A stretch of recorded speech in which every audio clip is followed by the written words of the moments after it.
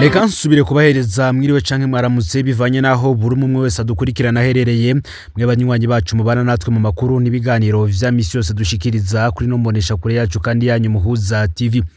Numwe tugiye kubageza ko amakuru agezwe ko muri kano kanya kuri no munsi genekerezo ya 2026 mu kakaro umwaka w'2026 na makuru tuza kugaruka kuri byinshi bitandukanye cyane tukaza kugaruka ku biba biriko biravugwa mu gisata ca politike.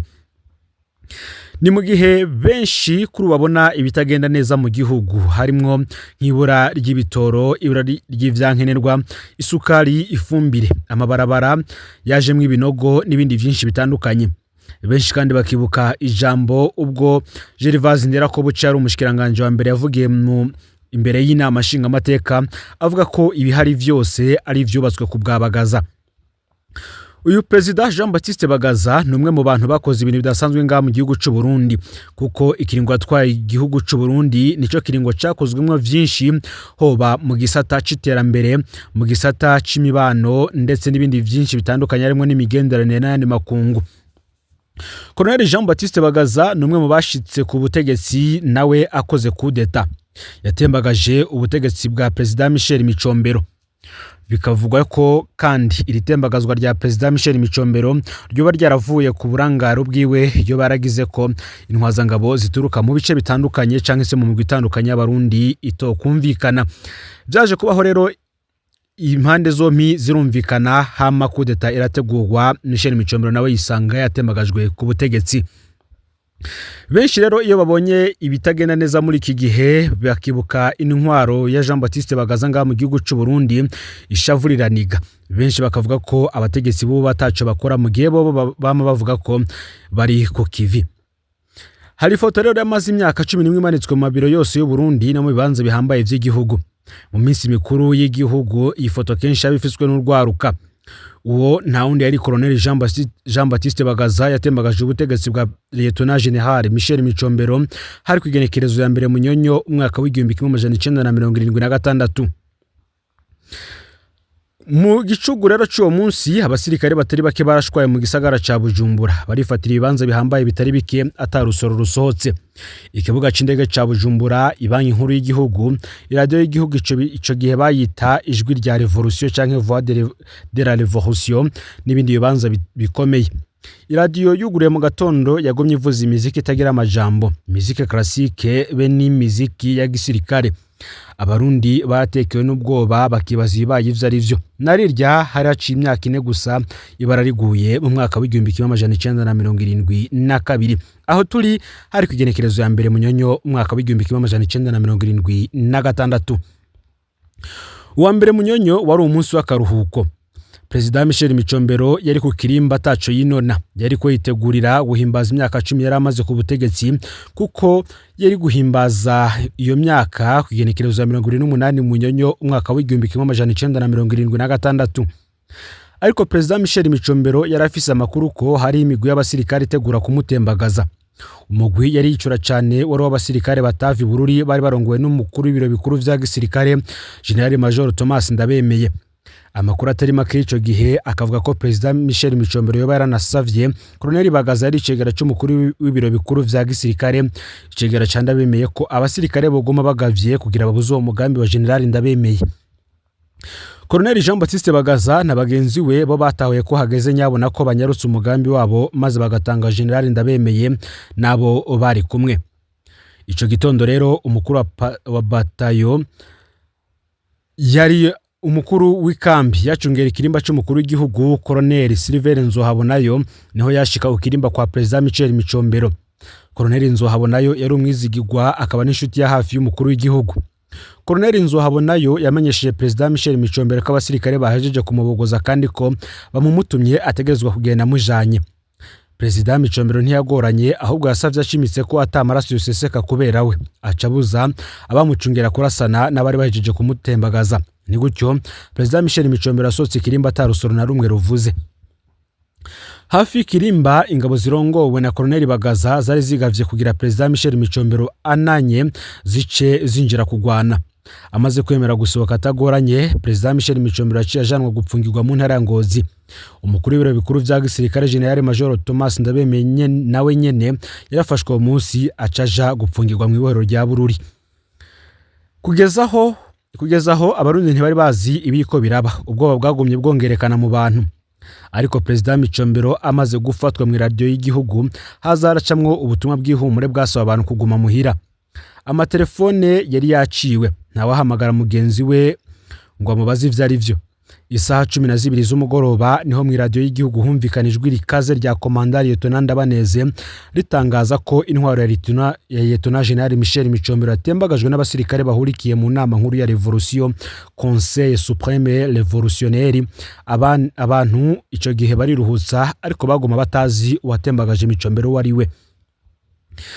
Mu mwaka w'igihumbi kimwe amajana 1977 inyuma y'umwaka President Michel Micombero yahavuye afungurwa arahabwa uruhushya rwo gusohoka igihugu ahungira i Mogadishu mu gihugu ca Somalia.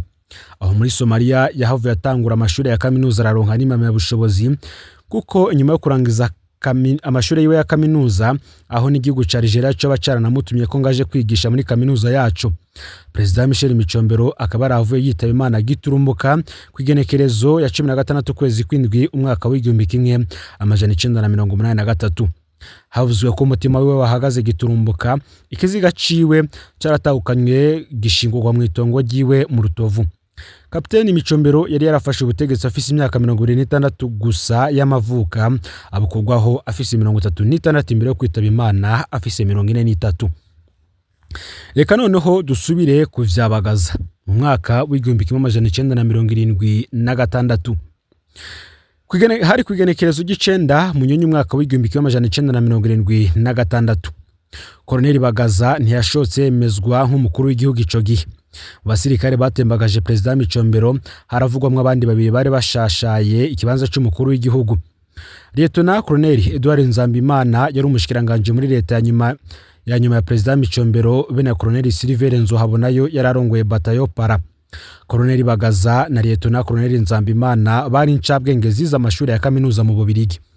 Umugambi wo gukura Michel Micombero bikavugwa ko bawumvikanye bakiri hanze. Bageze mu gihugu birinda kwerekana ko ari cyo basangiye kugira iperereza rya Micombero riri haveri bikeka. President Micombero yaratinya ko abasirikare bavimatana bafatanye nabo mu Rutovu bashobora kumutembagaza. Yagerageza kubagira bakeba. Ntiyamenye ko ubumwe bwabo bwari hagati ya Bagaza na Nzambimana. Bamaze kumutembagaza rero ikibazo cyabaye cyo gusangiza ubutegetsi zo ncambwegeze ibiri. Mu batembagaje ubutegetsi Colonel Nzohabonayo nawe niwe yari amaze imyaka myinshi mu ipete ryo hejuru. Mu gisirikare uwo muntu aba yubahwa. Ni nawe kandi yari yafashe Micombero. Kandi kuba ari we yagabi kambi cungera umukuru w'igihugu akaba n'umwizigirwa wa President Micombero vyagize uruhara rukome mu itembagazwa ry'ubutegetsi. Inyuma y'imisi 9 abasirikare bumvikana Colonel Jean Baptiste Bagaza niwe yataye ikibanza cy'umukuru w'igihugu. Colonel Bagaza yemereye bagenzi ko bazosangira amabanga yo kurongora igihugu, we akaba inomero ya mbere gusa ariko bagasangira ingingo zifatwa. Ivyo vyarashobotse mu minsi ya mbere y'ubutegetsi, ariko inyuma ubutegetsi bwose bwari mu minwe ya President Bagaza. Mu myaka ibiri ya mbere Lieutenant Colonel Edouard Nzambimana yagenywe kuba umushikiranganje wa mbere. Mu nyuma ico kibanza gica kirafutwa. Nzambimana yarabaye umushikiranganje mu myaka mike yakurikiye, mu nyuma arakugwa muri leta. Amaze kwemezwa nk'umukuru w'igihugu, President Bagaza yaciye asigura ivyatumye batembagaza intwaro ya General Micombero. Kwihambirira ko ubutegetsi bwose bw'igihugu umukuru w'igihugu arushiye ataragishoboye kurongora igihugu, guhonyora ibwirizwa shingiro, konona amatungo y'igihugu, igihugu kitagira umwidegemvyo, guhungabanya umugambwe upona, imyane z'amoko ziraye mu gihugu, ubunebwe n'ibindi. President Bagaza yashikiriye ubutegetsi afise imyaka 30, araheza kandi aboneka nk'umukozi udasanzwe afise inyota yo guteza igihugu imbere. President Bagaza yarahinduye Burundi ku rugero rukomeye mu mwanya yabutwaye. Akamaro kiwe kabonetse cyane mu vy'ubutunzi. Niyo mukuru w'igihugu yubatse amahinguriro n'amashira hamwe entreprise nka yose ahambaye mu Burundi. Aho hakaba harimo Kotebu, Verundi, Kogreco, Sosumo, Minoteri de Muramvya, Onafa, Setemu, Onama, Hotel Source du Nili, Hotel Novoteri, ndetse n'ibindi bitandukanye.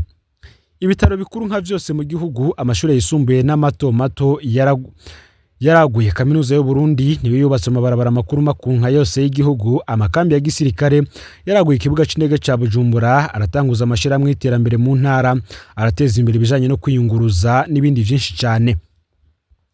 Perezida Bagaza yarateje imbere igisata c'amategeko, aho ari we yazanye amategeko atarimo akagenga ibisata bitandukanye by'ubuzima bw'igihugu. Abinyuma yiwe baragerageje guhinyanyura amategeko yasize, ariko igikorwa ciwe cabaye umushinge wa vyose. Muri ico gisata yaranafuse kandi bijanye n'ubugeregwa vyari bibabaje abarundi batari bake, aranafuta ikori ry'umutwe. Perezida Bagaza yari yitwararitse cyane ibijanye no gukingira ibidukikije, arateza ibiti vyinshi cyane. Hari imisozi myinshi kugeza ubu yambaye ibiti vyatejwe na Perezida Bagaza. Yari yitwararitse kandi kugwanya inkukura acisha imikobeko ku mitumba y'u Burundi. Yari yitwararitse ikibazo cyo guha amazi meza abarundi. Kugeza ubu Regideso ikemeza ko nayo ikigendera ku mugambi wo gutanga amazi wakozwe na Perezida Bagaza hari mu mwaka w'1985. Ariko uwo mugambi wari wo gushika mu mwaka w'2005. Abandi ntaco bakoze, none ingaruka ziriko ziraboneka mu gisagara ca Bujumbura. Ikindi kibazo Perezida Bagaza yitwararitse cari kijanye n'uburaro bwiza. Mu gisagara ca Bujumbura yarubakishije amazu y'abakozi bato bato. Hariho amazu menshi ari mu gisagara ca Bujumbura nk'arya ama etage yo mu Ngagara dukesha Perezida Bagaza. Mu gihugu hagati naho yatanguje ibigwati kugira vyore guteza imbere abanyagihugu bari hamwe. Perezida Bagaza yari yitwararitse cyane ikibazo c'umwimbu mu gihugu. Mu gihe ciwe abarundi bari bafise ibifungurwa bikwiye. Mu ntumbero yo gutegekanya kazoza yarubatse ibigega vyo kubikamo umwimbu w'umusesekara. Henshi ku migwa mukuru y'intara barafise ibizu vyari vyarubatswe bigenewe kwakira imfungurwa. Mu gihugu cose yarashizeho abagoronome bajejwe kwigisha abanyagihugu kurima kijambere. Ikindi kibazo cari kimuraje ishinga no gukwiza umuyaga nkuba mu gihugu ku buryo ingomero nkuru nka zose dufise ari we yazubatse. Mu gihe ciwe Burundi ntibwigeze bugira ikibazo c'umuyaga nkuba muke. Buri gihe yarondera ingene awongereza, na cyane kubera yaguma ashinga amahinguriro akenera umuyaga nkuba. Perezida Bagaza yaguma ahimiriza abarundi kuziganya, anashiraho kandi ibigega vyo kuziganya no kuguranana. Muri iyo ntumbero yarafashe ingingo yo kugabanya iminsi mikuru mu miryango kubera benshi ariho bononera amatungo. Yaragwanije gose ingeso y'akaboregwe no kwama mu bubare. Ivyo bikaba ari no mu vyo yanegura abategetsi bo muri Republika ya mbere. Perezida Bagaza yarahimiriza rwose abavyeyi kwibaruka abo bashobora kurera, agasaba imiryango kugabanya imvyaro. Ni nawe kandi yatunganije irya mbere mu Burundi rusansuma y'abanyagihugu bose yabaye mu mwaka w'1979. Perezida Bagaza yaragerageje guteza imbere imico kama, aranashiraho ubushikiranganje bwijejwe ku ntwaro yiwe. Nibwo habonetse imigwi myinshi ndangakaranga ikomeye cyane tukikugura n'uyu munsi. Ni nawe kandi yatanguje televiziyo y'u Burundi mu mwaka w'1984.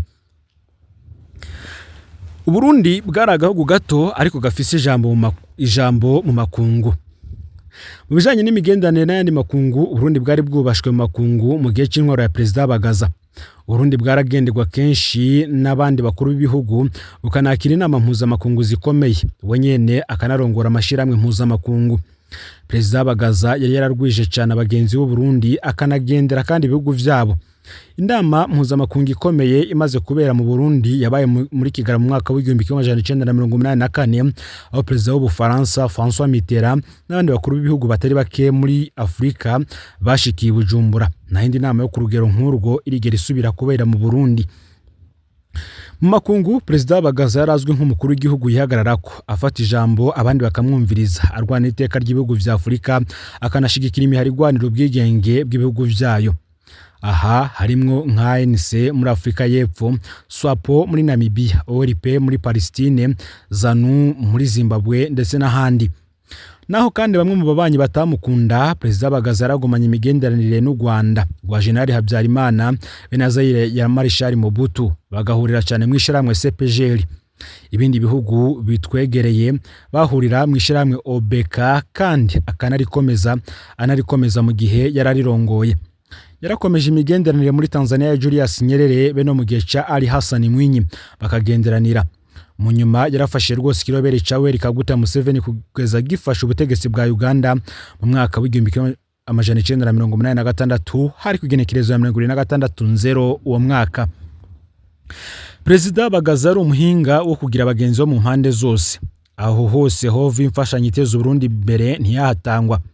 Ku ruhande rw'ibihugu bita Bloc Occidental yarafashijwe cyane n'Ubufaransa, Ububirigi, Republique Fédérale d'Allemagne n'Ubutaliyano.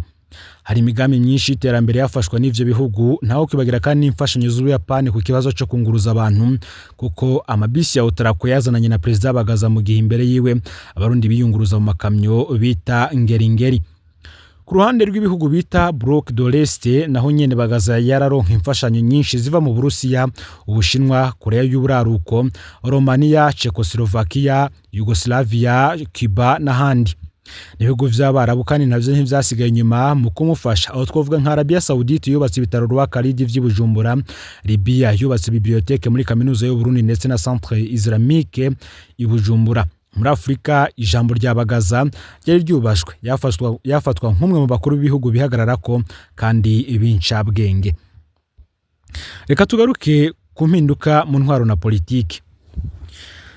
Mu vya politike Bagaza yarakomeje rwose umugambwe Rudende Uprona. Mu mwaka w'1979 Perezida Bagaza yaratunganije ikoraniro kaminuza ry'umugambwe Uprona, yongera aratogwa kurongora uwo mugambwe.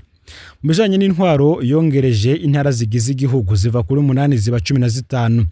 Kwigenekerezo ya 18 munyonyi mwaka w'1981 abarundi baritoreye bwa mbere bwirizwa shingiro. Mu mwaka w'1982 nabo baritorera abashinga amateka. Aha hari haciye imyaka 17 ata amatora y'abashinga amateka bayeho. Kwigenekerezo ya 31 ukwezi k'umunani mwaka w'1984 naho bwawe bwa mbere abarundi bitorera umukuru w'igihugu. Perezida Bagaza niwe wenyene yararekuriwe kwitoza, araheza aratsinda ku majwi 99%. Muri iyo myaka ivyo zafatwa nk'intambwe zikomeye za demokrasi, kubera bwari ubwa mbere abanyagihugu bahabwa ijambo kuva haje intwaro z'abasoda, ariko mwidegemvye n'abanyagihugu baba ari muke cyane. Biragoye rwose gutahura ingene Perezida Bagaza yakoze ivyo bintu vyose mu myaka 10 gusa. Icambere cyari bimufashije nuko yamenye gutora abahanuzi bakiri bato kandi b'incabwenge cyane. No mu bagize leta ntiyatinya kugena abakiri bato mu gihe azi neza ko babishoboye. Umunsi Perezida Bagaza ashingurwa mu mwaka w'2016 mukuru yashinze nta ingene Bagaza yashitse akura abastanteri batize, acahera kuri uwo mukuru wenyene. Perezida Bagaza yarakuye mu mabanga kandi abatama benshi bari bakomeye mu ntwaro z'imbere yiwe, ashira imbere urwaruka rwaba ruriko rusohoka za kaminuza. Ni nkuko yarungitse abasore n'inkumi benshi cyane mu makaminuza yo hanze, bajeje agaca batahana akabaha ubuzi. Abo bakoranye bose bakavuga ko Perezida Bagaza wenyene yari incabwenge, yakunda guharira ivyumviro.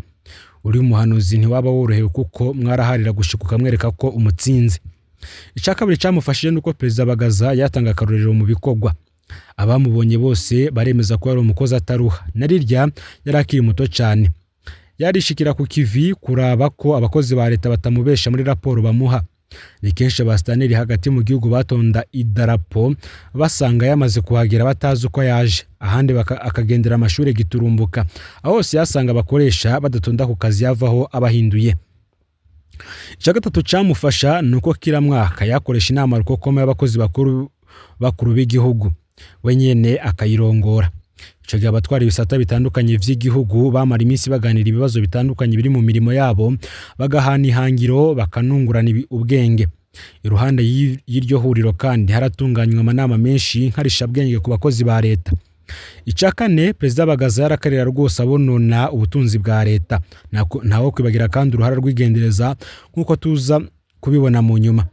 Perezida Bagaza yaramenye vyinshi mu bibera mu gihugu, agakara cyane hageze guhana amakosa. Icagatanu twamaze kukibona nuko Perezida Bagaza yarafise imigendanire ikomeye n'ibihugu bitari bike vyamufasha gushira mu ngira imigambi yiwe. Umurundi yarayamaze ati nta nyambo ibura gahonzi. Naho Perezida Bagaza yakoze vyinshi bikomeye na cyane mu vy'ubutunzi, hari ibibazo vyamugoye cyane. Ikibazo kiboneka ko camunaniye rwose nico kunywanisha abarundi.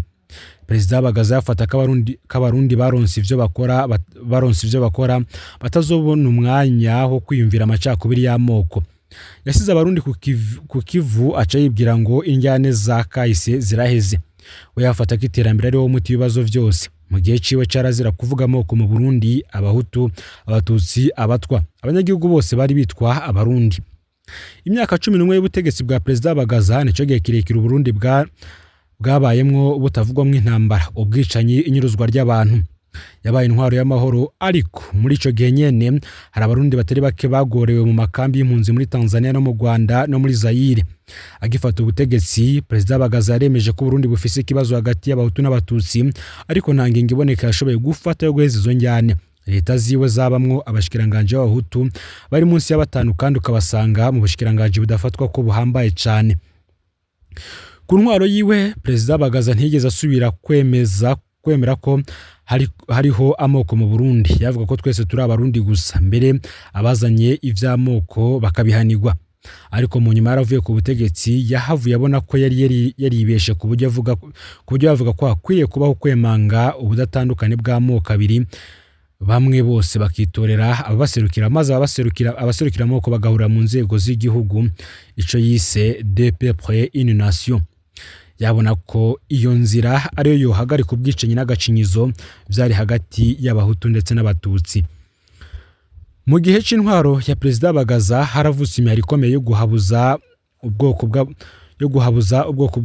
bw'abahutu nka paripehutu, ariko leta yiwe ntiyemere guhura nayo.